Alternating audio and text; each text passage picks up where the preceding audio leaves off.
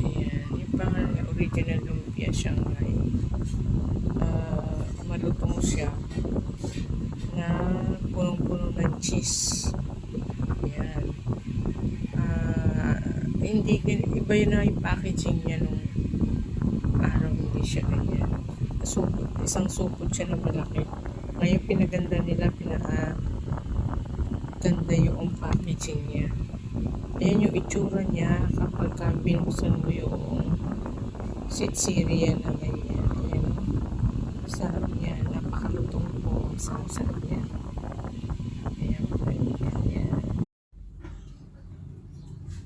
Naku, tumatakas pa yung isang suso. Oh. Alam niya, iluluto ko na siya eh. Yan. The best siya, mga kaibigan. Luluto ko na siya.